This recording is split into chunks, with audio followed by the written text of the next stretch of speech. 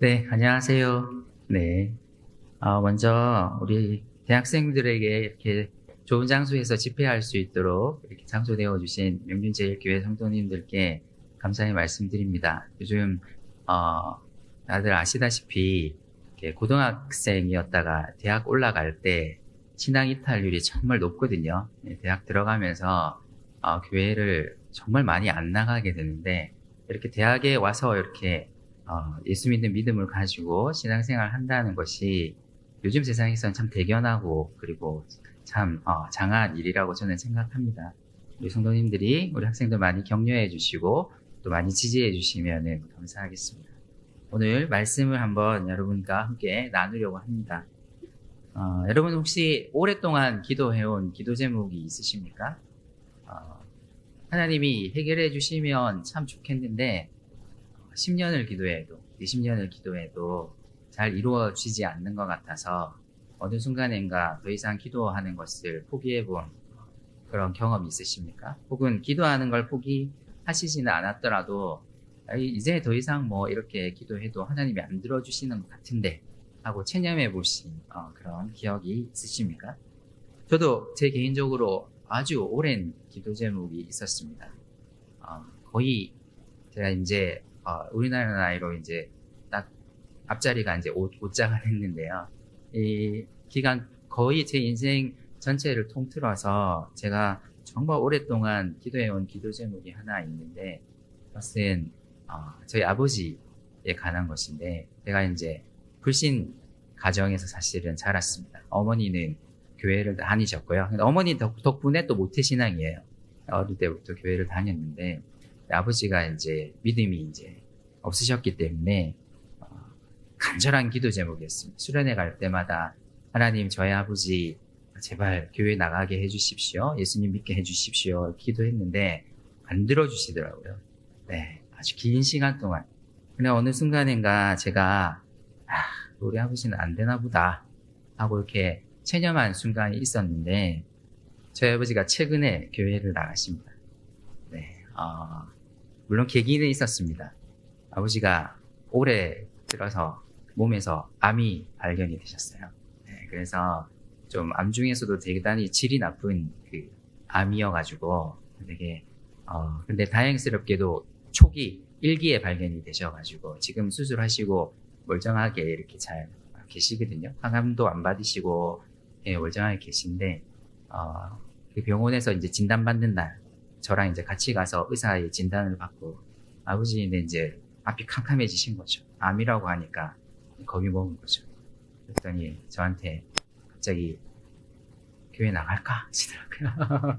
그래서 사람이 급해지면 이렇게 되는구나 싶어요. 그때다 싶어가지고 아버지 제가 그동안 자주 말했는데 아들이 목사인데 아버지가 돼가지고 교회 안 나가면 되겠냐고. 그래서 지금 하나님이 고쳐주실 거니까. 그러니까 저는 뭐 의사도 아니지만 막 어쨌든 지금 좋은 기회가 왔으니까 그래서 빨리 교회 나가시라고. 그래서 수술을 하는 날도 뭐 제가 안 그래도 뭐 말씀 안 하셔도 제가 기도해 드리려고 했는데 먼저 저한테 대뜸 목사님 기도해 주세요. 저한테 목사님 부르더라고요. 그래서 목사님 기도해 주세요 하더라고요. 그래서 제가 병원 수술하러 가기 전에 아버지 손 꼭 붙잡고 기도했죠. 아버지 들으라고 그냥 일부러 소리 내어가지고 하나님 낫게 해주십시오. 그리고 이 계기를 통해서 예수 믿게 해주십시오. 수술하러 이렇게 병원에 입원해 있는 동안 영접 기도도 하시고 다 하셨어요. 다 하고 지금은 저는 이제 저기 윗지방에 있어서 저랑 같이 교회를 못 나가시지만 지금 동생이 부산에 있기 때문에 동생이 다니는 교회에 지금 나가고 계십니다. 나가면서 맨날 뭐 그 소리는 하시죠. 목사 설교가 도대체 뭔 말인지 못 알아듣겠다 그러면서 하시긴 하시는데 그래도 그게 어딥니까? 네. 그래서 정말 오래 제가 그리고 자리에 가만히 앉아서 기도해 왔던 그 세월이 막 머릿속에 막 스쳐 지나가면서 비록 지금은 사실 솔직히 말씀드리면 나이로운 신자지만 너무 감사하더라고요. 아버지가 이렇게 교회 나가게 되신 것에 대해서 너무 감사하는 마음이 들면서 물론 제가 이렇게 말씀드리는 것은 우리가 드리는 모든 기도가 다 응답된다는 것을 말씀드리기 위해서는 아닙니다. 그런데 기도의 중요한 효과 중에 하나는 우리가 어쨌든 어떠한 상황 가운데서도 하나님을 의지하도록 만드는 힘이 저는 기도에 있다고 생각하거든요. 그런 의미에서 계속 기도하고 지속적으로 기도하고 하나님께 간구하는 것은 꼭 필요하다고 생각합니다. 그것이 우리의 믿음을 더욱더 성장시키고 또 우리가 다른 것이 아닌 하나님께만 의지하도록 우리를 붙잡아주는 중요한 우리의 신앙이 바로 저는 기도라고 생각하기 때문입니다. 오늘 이야기에 등장하는 인물이 한 사람이 있는데요.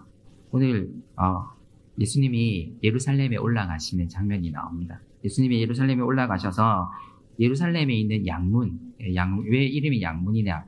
진짜 양들이 드나드는 문이었고요. 이 문의 원래 목적은 제사를 드리기 전에 양을 이렇게 사람들이 이렇게 끌고 올 거 아닙니까? 그러면 그 양이 출입하던 문이 양문이었고요. 그 앞에 베데스다라는 연못이 있었다라고 이렇게 되어 있는데 이 베데스다라는 연못의 원래 용도도 이게 양문 앞에 있다고 그랬잖아요. 그러면 제사를 드리기 위해서 성 밖에서 양을 이 문을 통해서 성전으로 이렇게 가지고 가거든요. 근데 아시다시피 구약에 보면 중요한 제도 중에 하나가 부정한 짐승을 하나님께 드리면 안 되잖아요. 그죠? 그래서 이 베데스다 연못의 원래 용도는 양문 바로 앞에 있기 때문에 주로 사용된 용도는 데리고 들어온 양을 거기서 깨끗이 씻겨가지고 성전으로 데리고 들어가는 것이 바로 이 베데스다 연못의 용도였습니다. 그런데 아시다시피 이 용도가 이제 점점 약해지기 시작했는데요. 왜냐하면 예수님 당시에는 사람들이요 양을 끌고 오지 않았어요. 너무 번거로워서. 그래서 복음서 보시면 아시겠지만 성전에서 이미 양을 파는 사람들이 쭉 대기하고 있었어요. 그래서 사람들이 그 상인들에게 돈을 주면 근데 그 양을 그 성전 안에서 살 수가 있었습니다. 그래서 예수님이 성전을 이렇게 깨끗게 막 한번 뒤집어 엎으시는 이야기가 복음서에 있거든요. 그게 이제 그걸로 인해서 이 제사장들을 비판하시면서 그렇게 하시는데 이 모든 상인들이 제사장들과 딱 결탁이 돼가지고 제사장들이 일종의 다 그 입찰을 주고 있었습니다. 그러면서 그게 아무나 들어오는 게 아니고요. 제사장들이 입찰을 줘서 거기 걸린 사람들이 들어와서 이제 양 장사를 하고 막 비둘기도 팔고 막 이랬던 거거든요. 그래서 많은 사람들이 그게 습관화되다 보니까 이 베데스다 연못은 점점 양을 씻는 곳에서 용도가 이렇게 바뀌어 갑니다. 그래서 아마 이 헤롯이 다스리던 이 예수님 당시에는 이게 아마 공중 목욕탕으로 쓰였을 것이다 라고 이렇게 추정하는 사람들도 있고요. 여러 부류의 사람들이 있지만 정확하게 워낙 고대라서 정확하게 어떤 용도로 쓰였는지는 알 수는 없지만 어쨌든 이 베데스다 연못이 거기에 있었고요. 그리고 이 베데스다 연못의 당시의 큰 용도 중에 하나는 베데스다 연못에 전설이 하나가 있었어요. 오늘 본문에 나오는데 3절 끝부분에 보면 그 성경에도 가로를 쳐놨잖아요. 근데 혹시 가로를 왜 쳐놨는 성경 읽다가 보면 가끔 가로로 이렇게 묶어놓은 부분이 있거든요. 성경에서 가로로 쳐놓은 부분은 왜 그렇게 가로를 쳐놓냐면요. 가장 오래된 사본에는 그 구절이 없습니다. 네, 성경 사본은.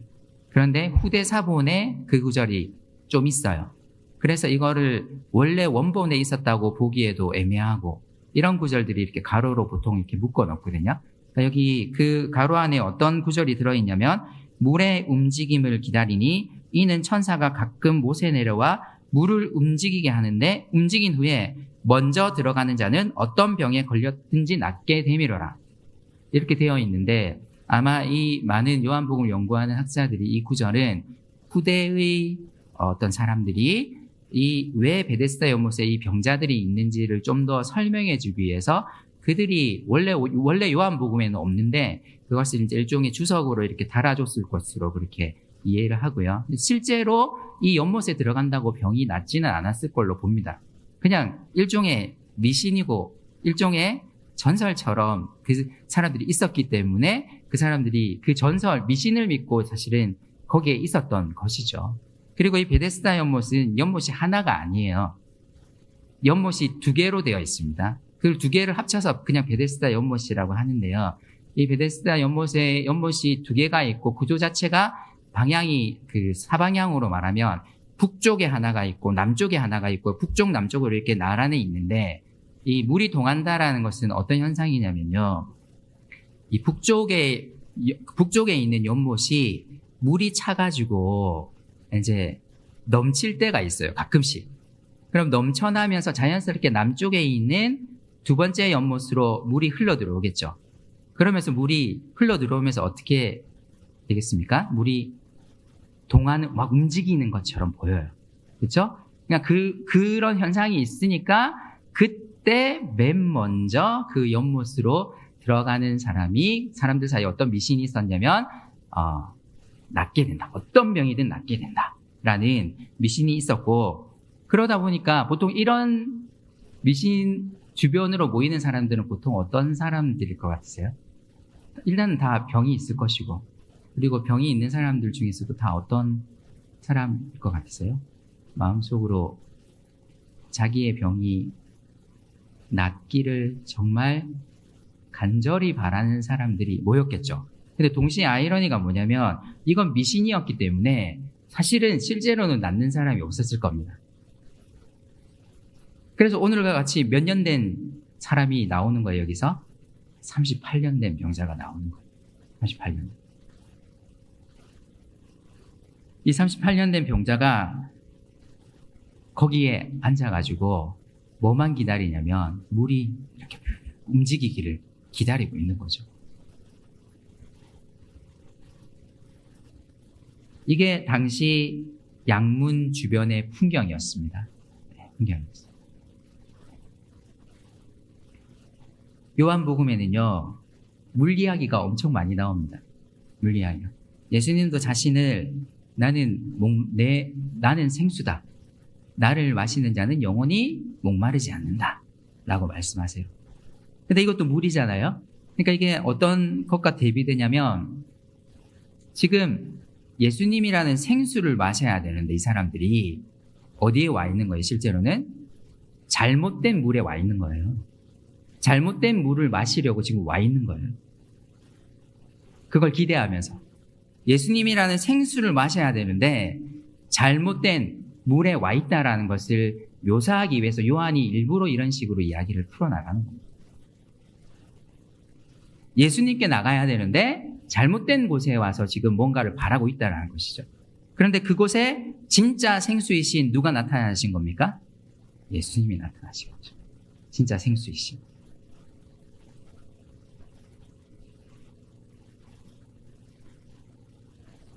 여러분, 근데 이 병자가 몇 년 있었다고요?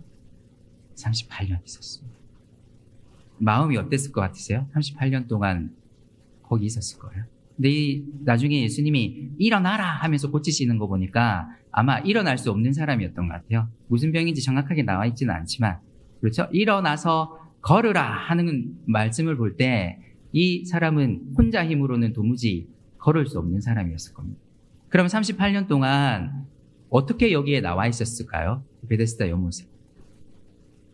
추정을 해보면 누군가가 매일 아침 이 사람을 데리고 옮겨줬든지 아니면 거기서 노숙을 했든지 두 경우 중에 하나겠죠. 자기 힘으로는 움직일 수가 없으니까. 그래서 여러분 한번 생각해 보십시오. 1년도 아니고 2년도 아니고 무려 이 사람이 38년을 있었습니다. 그럼 이 사람이 매일 누군가의 도움으로 인해서 이 베데스다 연못으로 왔다고 할지라도 베데스다 연못으로 온 지가 38년이 되었다라면 이 사람에게는 이미 병을 고치겠다라는 어떤 간절함보다는 그냥 38년 동안 여기 나오는 것이 뭐였던 겁니까? 이 사람에게는 일종의 습관이었던 거예요. 그냥 매일 눈 뜨면 하는 일이었던 거예요.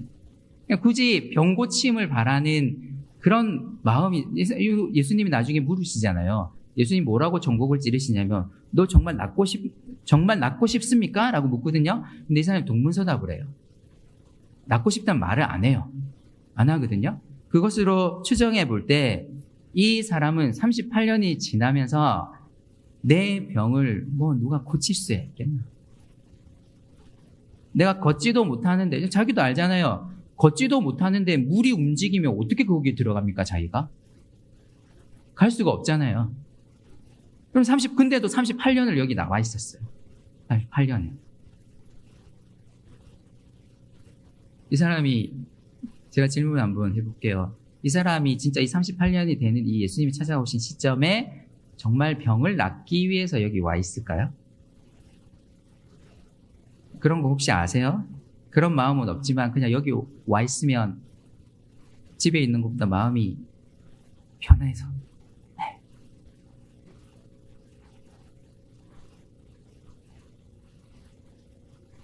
혼자 걷지도 못하는 사람이 물이 움직인다고 해서 어떻게 혼자 갑니까? 누가 도와주지 않는 이상. 자기도 알았을 거잖아요. 이미 물이 움직이면 누군가가 먼저 달려 들어간다라는 거를 자기는 결코 거기로 달려갈 수 없다라는 걸 알았을 거죠. 이 병자의 상태는 사실은 38년 동안 몸만 마비된 상태가 아니라 마음도 사실은 마비되어 있는 상태였습니다. 마음도.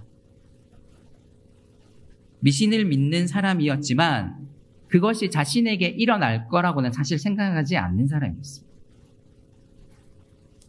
그저 습관적으로 여기 나와 있던 사람이었습니다. 아마 그곳에 가끔씩 양을 씻으러 오는 사람들에게 구걸을 하기도 했을 거고요. 그렇게 지내던 사람이었을 거예요. 그래서 예수님이 이 사람에게 핵심적인 질문을 하는 거예요. 딱 그걸 아시니까 예수님이 이 사람에게 한 첫 질문이 뭐냐면 너가 정말 낫고자 하느냐? 이렇게 물으시는 거예요. 정말 낫고 싶으신가요? 정말 낫고 싶어서 여기 계신가요?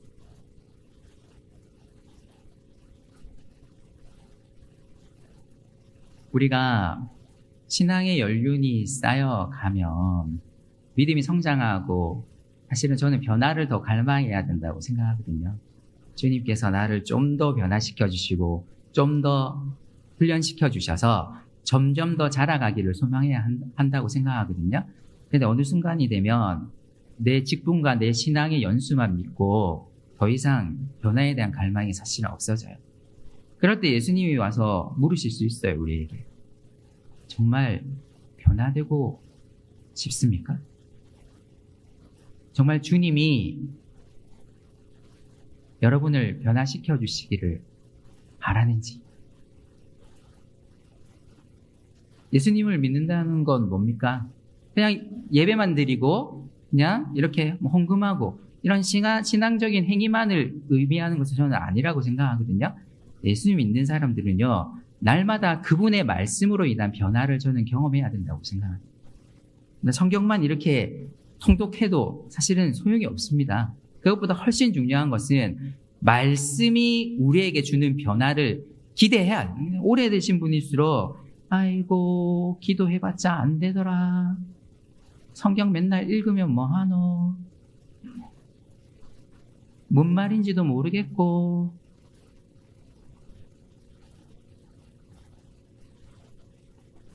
맨날 목사님 설교 매주 들으면 뭐하노.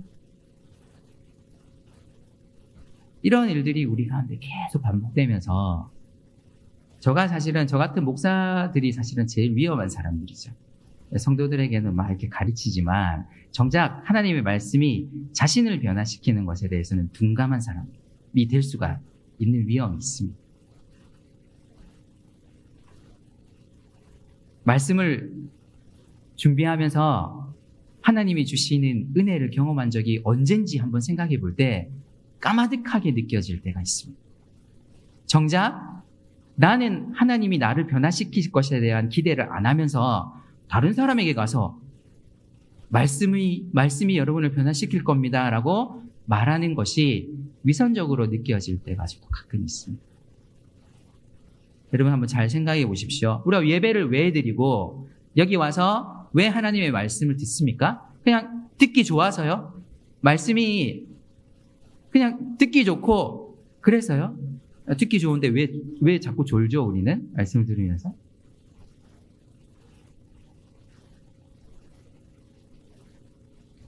우리가 말씀을 듣고 말씀을 읽고 묵상하는 이유는 하나님의 말씀이 우리를 변화시킨다는 믿음이 있기 때문입니다.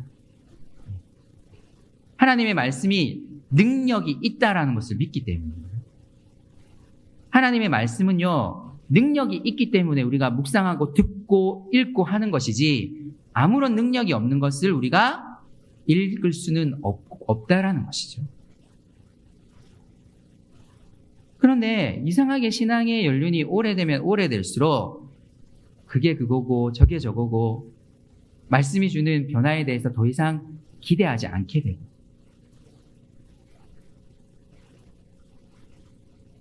실제로 예수님은 이 사람에게는 너가 정말 낫고 싶으냐라고 물으시는 거지만, 만약에 우리가 그 자리에 앉아 있다라면 이렇게 물으시는 것과 저는 똑같다고 생각합니다.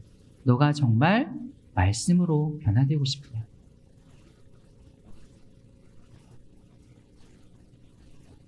그런데 오늘 이 사람은 동문서답을 합니다. 7절을 한번 보십시오. 정말 낫고 싶습니까? 라고 물었더니 7절에서 이 사람이 어떻게 대답합니까? 우리 7절 같이 한번 읽어볼까요? 다시 저 같이 읽겠습니다. 병자가 대답하되 주여 물이 움직일 때에 나를 못에 넣어주는 사람이 없어 내가 가는 동안에 다른 사람이 먼저 내려가나요? 예수님은 뭐라고 물으셨어요? 낫고 싶으냐 물었잖아요. 그러면 대답은 두 가지 중에 하나입니다. 예 하든지 아니오죠. 근데 이 사람이 엉뚱한 대답을 해요. 뭐라고 대답하냐면 예 아니오로 대답하면 되는 질문이거든요. 이 질문은 명확하게 예면 예고 아니면 아니다라는 대답이 나와야 되는 질문이거든요. 아니면 하나 더 있죠. 잘 모르겠어요 하든지. 그죠? 그런데 이 사람이 뭐라고 대답하냐면 탓을 합니다. 물이 움직일 때가 가끔 있는데 그때 나를 저 물로 데려가는 사람이 없어서 내가 지금까지 저기에 못 가고 있다.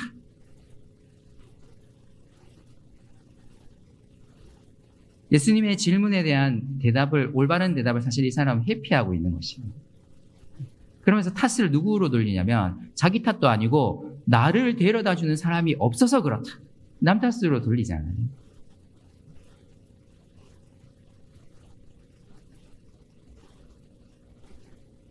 우리 주변에도 이런 일들이 많이 일어납니다. 교인들 사이에도 남 탓이야. 다 저 사람 때문이야. 공동체 생활을 하면서도 그런 일들이 비일비재하게 일어난다고 저는 생각합니다. 근데 예수님은 우리에게 물으시는 거거든요. 그러니까 너가 변화되고 싶냐고, 너가 말씀으로 인한 변화를 경험하고 싶으냐? 라고 물으시는 건데, 동문서답하면서 저 사람 때문에 안 되겠어요 라고 대답을 한다는 것이죠.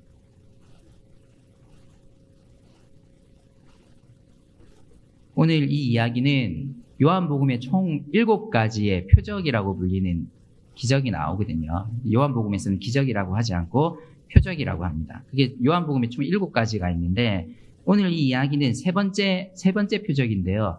그 앞에 두 번째, 오늘 본문 바로 앞에 두 번째 표적이 나오는데, 그 4장 끝부분을 보시면 어떤 표적이냐면요. 어떤 헤롯 왕의 신하가 예수님을 찾아와가지고 내 아이가 죽게 생겼다. 예수님 제발 고쳐주십시오. 이 사람은 와서 분명히 요구했어요. 뭐라고 요구했습니까? 내 아이가 병들어 죽게 생겼으니 무슨 요구를 했습니까? 내 아이를 고쳐주십시오라고 요구했거든요.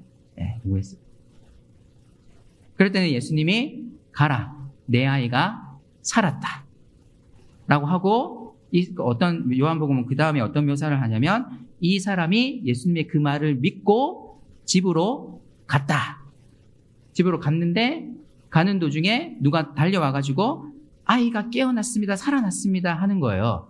그래서 그 사람이 언제 그렇게 됐느냐라고 물으니 정확하게 예수님이 내 아이가 살았다고 말씀하셨던 바로 그 시각이었다 라고 말하면서 끝이 납니다. 자, 오늘 이야기와 비교해보면 확연히 다른 면이 있는데요.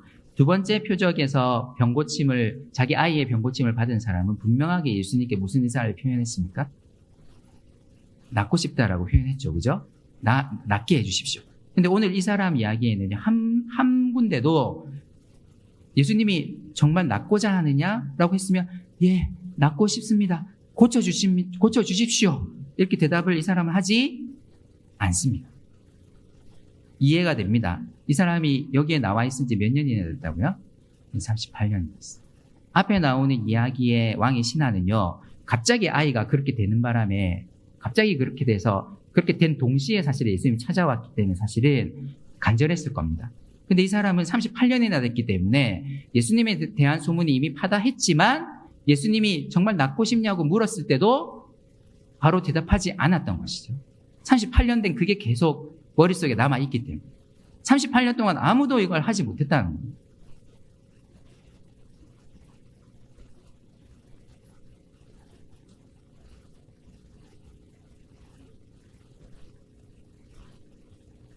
네, 저희가 죄송한 말씀이지만 교회 나오는 연수가 많아지면 많아질수록 사실은 예수님에 대한 의지, 그렇죠? 주님께 기도하는 그 신뢰, 이것이 더 깊어지고 쌓여가면 참 좋잖아요, 그죠? 그런데 거꾸로 갈 때가 꽤 있는 것 같습니다.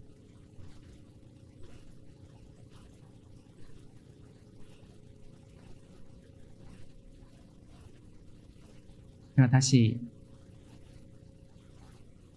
말씀으로 묻고 싶은 것은요, 이것입니다. 여러분 정말 예수님의 말씀이 우리의 삶을 변화시키는 능력이 있다고 믿으십니까? 네.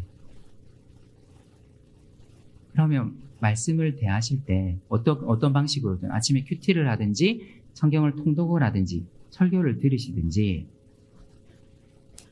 내 삶을 변화시킬 것에 대한 기대를 가지고 들으십니까? 묵상하십니까? 읽으십니까? 어느새 너무 무뎌져서 그냥 습관처럼 와서 큐티하고 습관처럼 말씀을 듣고 습관처럼 말씀을 읽는 것은 아닙니까? 더 이상 이 나이가 됐는데 무슨 변화냐 이렇게 생각하고 있지는 않으십니까? 아니면 젊은 사람들도 많이 그렇게 생각합니다. 내가 해봤는데 안 되더라. 무슨 변화냐. 이렇게 생각하고 계시지는 않으십니까? 근데 놀라운 건 뭔지 아세요? 이 사람은 그런 상태에서요. 예수님께 고쳐달라는 말 한마디도 안 했습니다. 한마디도 안 했어요. 근데 오늘 예수님이 어떻게 하시는지 아세요? 일어나 내 자리를 들고 걸어가라.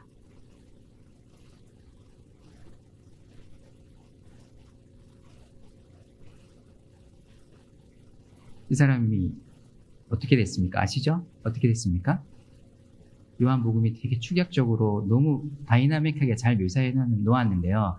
38년 동안 좌절과 절망에 쩔어서 더 이상 누구도 무엇도 날 고칠 수 없을 거라고 생각하면서 있고 예수님이 고침을 받고 싶습니까? 물었을 때도 전혀 거기에 그 질문에 대해서 대답하지 못했던 사람이 일어나 내 자리를 들고 일어나서 걸어가라 라는 예수님의 말씀에 갑자기 이 사람이 벌떡 일어나서는 자기 자리를 들고 걸어갔습니다.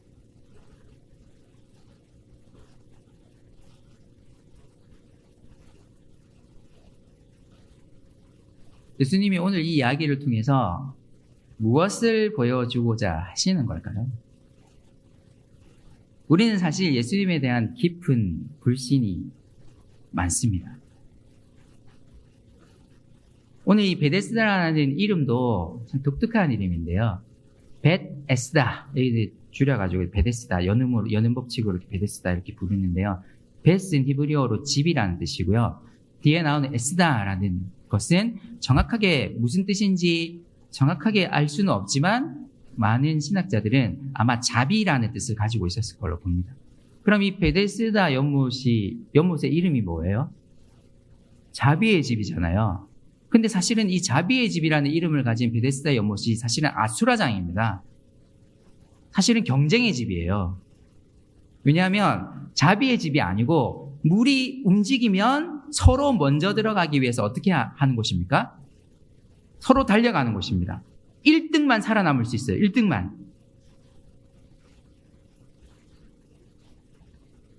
그럼 실제로 이 연못은 자비의 집입니까? 아니죠. 이름이 잘못 붙었어요. 경쟁의 집이라고 붙었어요. 경쟁의 집.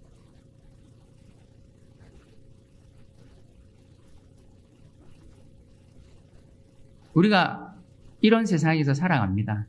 우리가 살아가는 세상은 사실은 자비가 없습니다. 경쟁의 세상으로 우리는 살아가고 있습니다. 실제로 자비를 베풀 것 같지만 먼저 달려가는 사람에게 승리를 주는 세상으로 우리는 살아가고 있습니다. 그러다 보니까 우리가 종종 잊어요. 뭐냐면 예수 그리스도 안에 있는다라는 것의 가장 중요한 측면은 뭐냐면 우리가 주님의 은혜 안에 들어와 있다는 것이고 이제부터 우리의 질서는 은혜라는 것이거든요. 하나님의 은혜가 이제 우리를 감동하게 하고 우리를 움직여 간다라는 강력한 의미가 있거든요. 그런데 우리가 계속 경쟁의 집에서 자꾸 살다가 보니까 내가 믿는 예수님이 은혜의 자비의 예수님이라는 사실을 자꾸 잊는다는 것이죠.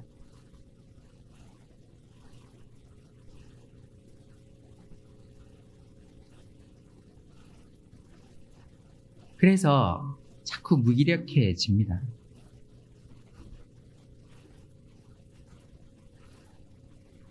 많은 사람들이 그리스도인들이 우리나라에 참 많지만 아직도 여전히 많지만 너무나 무기력한 사람들이 동시에 또 너무나 많습니다.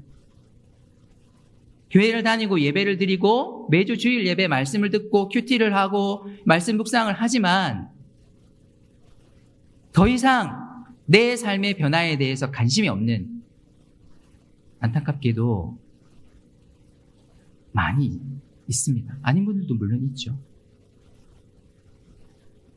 예수님이 정말 우리에게 능력이 있으신 분이라는 사실을 잊어버린 사람들이 그리스도인들이 많다라는 것이죠. 예수님 어떤 분이십니까? 이 실망과 낙담에 젖어 있는 사람에게 일어나 내 자리를 들고 걸어가라 하니까 진짜 어떤 일이 일어납니까? 그 말씀에 의해서 예수님이 다른 행동하지 않으셨잖아요. 오직 뭘로 하셨습니까? 말씀하셨잖아요. 말씀하시니까 그 사람이 어떻게 되고 있습니까? 그 실망과 낙담에 쩔어 있던 사람이 진짜 일어나서 자기 자리를 들고는 벌떡 일어나서 갔다라는 것이죠. 이게 바로 예수님의 능력이라고 오늘 본문은 우리에게 이야기합니다. 그런데 왜 자꾸 다른 생수를 찾아가느냐? 진짜 생수가 눈앞에 있는데, 진짜 생수가 우리 가운데 계신데 왜 자꾸 다른 생수를 찾아가느냐? 왜 하나님의 말씀이 우리의 삶을 변화시키는 능력이 있다라는 것을 더 이상 신뢰하지 않느냐? 왜 그렇게 하나님의 말씀에 너무나 무감각하게 반응을 하느냐?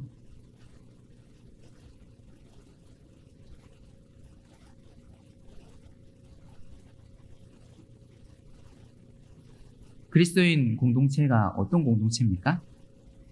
우리가 모여가지고 이렇게 교제하는 것도 중요하고 정말 다른 것도 중요하지만 가장 세상에 우리가 보여줘야 할 거는요, 다른 게 아니라 하나님의 말씀이 진짜 능력 있어. 하나님 말씀이 우리를 어떻게 변화시키는지 한번 봐. 우리를 이렇게 변화시키잖아. 하나님의 말씀은 정말 능력이 있어. 사실은 이것을 보여주는 곳이어야 된다고 저는 생각합니다.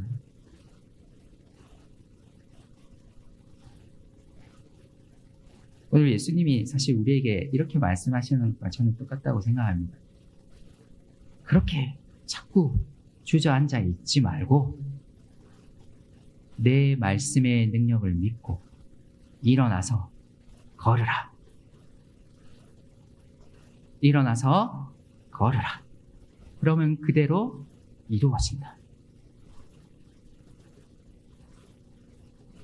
하나님의 말씀은 제가 계속 강조하고 지겨울 수도 있지만 하나님의 말씀은 능력이 있습니다. 우리는 그것을 신뢰하는 거거든요. 비록 우리 기도가 잘 이루어지지 않는 것처럼 느껴질 때도 있지만 그럼에도 불구하고 하나님의 말씀은 능력이 있습니다. 하나님의 말씀은 우리 삶을 이끌어가기에 정말 충분한 능력이 있습니다. 그렇다면 그리스도인들이 어떻게 살아야 합니까? 그걸 의지하면서 살아야죠. 세상이 다 경쟁해야 한다. 넌 세상에서 나고자야 라고 말할지라도 말씀이 우리에게 하나님의 형상이야 말하면 우리는 어떤 메시지를 받아들여야 됩니까? 하나님의 형상이야 하고 말씀하는 그 메시지를 받아들여야지 내가 이런 스펙이 없고 뭐가 없기 때문에 난 나고자야 라고 말하는 세상의 메시지를 받아들여서는 안 된다는 것이죠.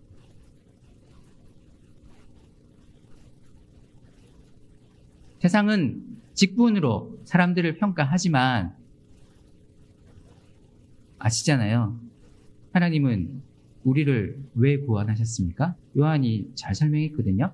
요한복음 3장 16절 혹시 기억나십니까? 하나님이 세상을 이처럼 모아사 사랑한.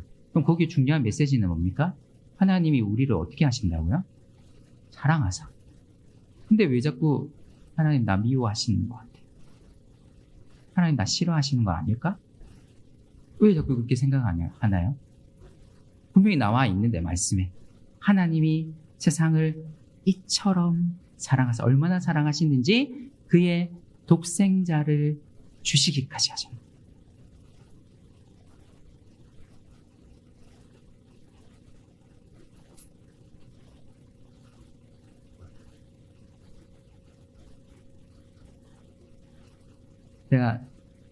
저희 아들이 이제 사춘기가 왔습니다. 북한도 얘네들 때문에 무서워서 못 내려온다는 중이, 군인들보다도 더 강력하다는 중이가 되어가지고요. 어릴 때는 너무 귀엽고 착하고 아빠가 말하면은 이렇게 그리고 아빠 어디 밖에 나갔다가 집에 들어오면 아빠 하면서 막 달려 나오죠. 안기고 막 이러더니 이제 맛이 다 떨어졌어요. 이제 가도 아는 척도 안 하고 자기 방문 탁 닫고서는 한 번씩 약간 화가 나가지고 문 똑똑똑 두드리고 또 문 안 두드리고 들어가면 큰일 나거든요.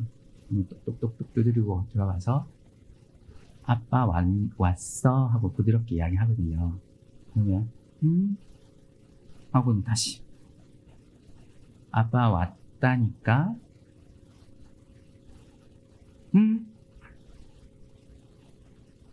솔직히 말씀드리면 요즘 저희 첫 아들하고 되게 자주 싸워요. 네, 싸우는데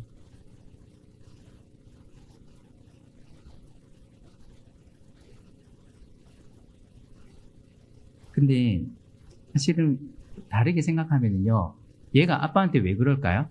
사실 밖에 나가서 그렇게 안 해요. 밖에 나가서 아빠 대하는 것처럼 안 대하거든요, 사실은. 친구들한테는. 근데 아빠한테는 왜 그렇게 대할까요? 어떻게 생각하세요? 그렇게 해도 아빠가 날 받아줄 거라는 확고한 뭐가 있기 때문입니까? 믿음이 있기 때문이죠. 하나님 믿는 것도 마찬가지입니다. 우리 하나님께 때로는 불평하고 한탄을 할 수 있지만 어떤 믿음 가운데서 해야 된다는 거죠? 여러분 가운데 어떤 믿음이 있어야 됩니까? 하나님은 여러분을 사랑하십니다. 그래서 그의 아들을 우리에게 주셨습니다. 다른 동기 때문이 아니고요. 하나님이 사랑하시고 그러면 어떠한 상황 가운데서도 우리 마음 가운데 깊은 확신이 있어야 할 게 있다면 여러분 함부로 하나님이 나 싫어하는 것 같아 이렇게 말하지 마세요.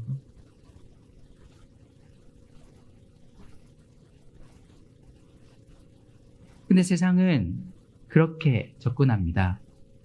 우리에게 자꾸 말하는 너 그 예수 믿는다고 뭐 달라지는 게 뭐냐? 결국 너 스펙을 더 쌓는 것도 아니고 뭐가 좋으냐? 이렇게 대학 와서까지 IBF 한다고 해서 뭐가 좋으냐? 오히려 경쟁에서 탈락될 수 있어. 경고할 것입니다. 하지만 우리의 깊은 확신 속에 실은 뭐가 있어야 한다는 것이죠? 하나님의 사랑에 대한 확신. 그리고 그 무엇보다도 우리가 이렇게 보는 이게 성경이 그냥 활자인 것 같지만 이 말씀에는 우리를 변화시키는 뭐가 있다라는 것을 확신하셔야 됩니까? 능력이 있다. 오늘 예수님의 말씀을 귀 기울여 잘 들으시기 바랍니다. 오늘 우리에게 만약에 오신다면 저는 똑같은 이야기를 하실 것 같습니다. 그렇게 주저앉아 있지 말고 일어나서 걸으라. 나의 말씀이 너와 함께 할 것이다. 그러니 일어나서 걸으라. 이 말씀에 순종하여 오늘 일어나서 걸어갔으면 좋겠습니다.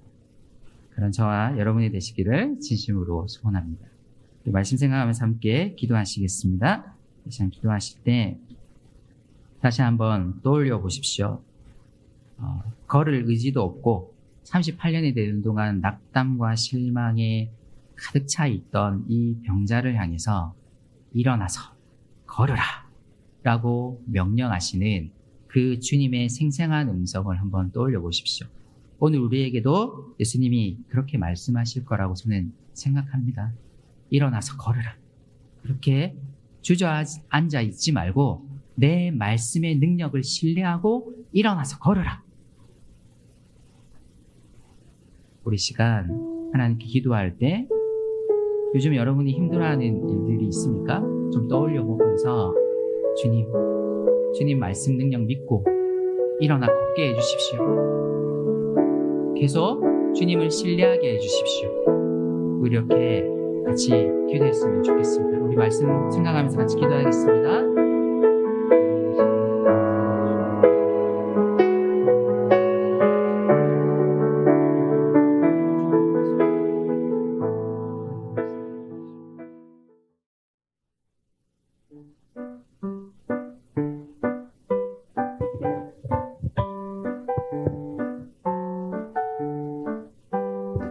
네, 안녕하세요. 안녕하세요. 네. 저는 오늘 책 소개하러 나온 박형영 간사입니다. 네. 사경의 이틀차 여러분, 수고 많으십니다. 네. 오늘은 저는, 이 책을 소개하러 왔거든요. 예. 진리는 나의 집에 있었다. 라는 책을 소개하러 나왔는데요. 이 책은 온전한 나로 성경을 읽고 싶은 분에게 추천합니다. 온전한 나, 저에게는 바로 이 사람인데요. 저희 보이는 저분이거든요. 전데요. 네. 저 사람은, 아시아 사람이고, 또 20대 후반이고, 돈이 그리 많지 않고, 그리고 조금 똥똥이에요. 네. 이런 특징들을 모아 볼 때, 저 사람은 나 자신이라 말할 수 있습니다. 오늘 책의 저자는, 중간에 하나가 날아갔는데요. 네. 네. 앞에 없나요? 하여튼 여기 안에 보시면 저자분도 계시거든요. 제가 사진 하나 더 넣으려고 했는데 사라졌나봐요. 이 분은 이서 맥컬리라는 분이고요. 미국 남부에서 태어난 미국인이며 아내가 있고 아이가 4명입니다. 그리고 흑인입니다. 이 저자분은. 이서 맥컬리는 온전한 자신으로 성경을 읽어내려 노력하는 분인데요. 중산층 백인들 위주의 성경 해석이 넘쳐나는 시대에 저자는 흑인이라는 자신의 정체성으로 성경 해석을 합니다. 넘겨주세요. 네, 이 말씀을 읽어볼 건데요. 종으로 있는 이 여러분, 두려움과 떨림과 성실한 마음으로 육신의 주인에게 순종하십시오. 그리스도께 하듯이 해야 합니다. 이 말씀 볼 때 어떤 느낌이 드시나요? 미국에 노예제가 있을 때 이 말씀은 백인들이 노예제를 지켜내기 위해서 사용되었습니다. 백인 목사들은 이 말씀으로 흑인들이 행복한 노예가 되어야 하나님이 복 주신다고 설명했습니다. 이 말씀을 문자 그대로 이해한다면 바울은 반인권주의자이고 또 성경은 노예제를 찬성하는 책입니다. 저자는 흑인이라는 자신의 정체성으로 이 말씀을 읽을 때, 또 성경을 읽을 때 이해되지 않는 부분들이 너무나 많았어요. 하지만 이해되지 않는 부분을 버리거나 포기하지 않고 분투하며 성경을 읽어냅니다. 그리고 자신의 정체성을 온전히 가지며 성경을 읽어내는 것이 세상에 꼭 필요하다고 이야기합니다. 저자는 끈질기게 성경을 들여다보고 당시 시대적, 문화적 배경을 탐구하며 지난 시간 동안 흘러왔던 흑인의 성경 해석들을 종합하여 성경을 해석합니다. 그렇게 그는 자신에게 여러 번 상처를 줬던 흑인이라는 정체성 위에 더욱 하나님을 사랑하게 됩니다. 저자는 이렇게 말합니다. 어떠한 정체성을 가진 사람이든 끈질기게 인내함으로 자신의 성경 해석을 해낼 때 지금까지 이해되지 않았던 하나님이 두 팔 벌리고 서 있는 것을 보게 될 것이라고 얘기합니다. 그리고 그 해석은 나와 비슷한 정체성을 가진 사람들에게 하나님을 떠나지 않게 도와주는 소망이 될 거라고 이야기합니다. 오늘 말씀에서 성경 읽으라고 했죠? 여러분 기억나시죠? 처음 제가 이야기했던 저의 정체성처럼 여러분도 여러 정체성이 있거든요. 여자, 또 남자, 아시아인, 유럽인, 뚱뚱하고 날씬하고 부자나 가난한 사람이나 몸과 마음의 질병을 가지고 있는 사람이나 대학생, 그리고 직장인으로 여러 정체성이 있는데요. 그 정체성을 버리지 않고 온전히 나 자신으로 성경을 읽고 싶은 분들에게 이 책을 추천합니다. 네, 정말 중요하죠? 네, 되게 애매해요. 금액이 16,800원인데 아니 13,400원에 판매하고 있으니까 뒤에서 꼭 이 책 사가시길 부탁합니다. 네, 진리는 나의 집에 있었다. 진리는 여러분 안에 있습니다. 꼭 읽어보시길 바랍니다. 감사합니다. 네.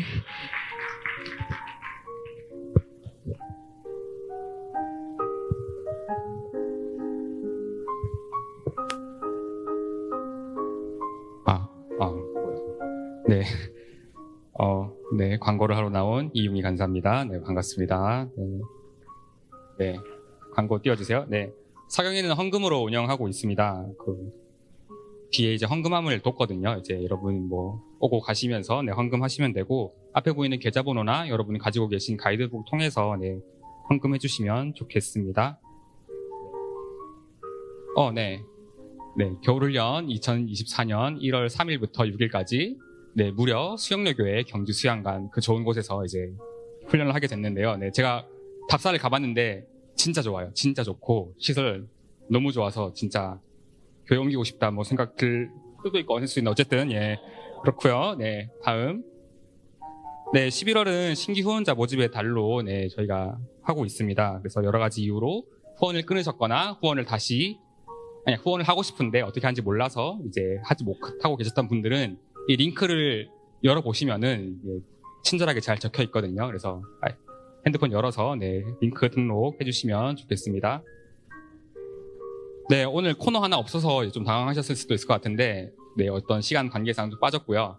이 문물 타임은 내일 있습니다. 그래서 혹시 오늘 설교 들으면서 궁금했던 거나 그런 것들 잘 기억했다가 내일 문물 타임 때 적극적으로 참여해 주시면 좋겠습니다. 네. 네, 다음은 뒷정리입니다. 네, 오늘의 뒷정리는 네, 경성대, 부경대, 동명대 네, 정리하고 돌아가시면 되겠습니다. 네, 종교기억 기념주간에 진행되는 사경회는 내일까지 진행하고 있습니다. 내일도 이거 사경회에서 뵙겠습니다. 네, 평안히 돌아가세요.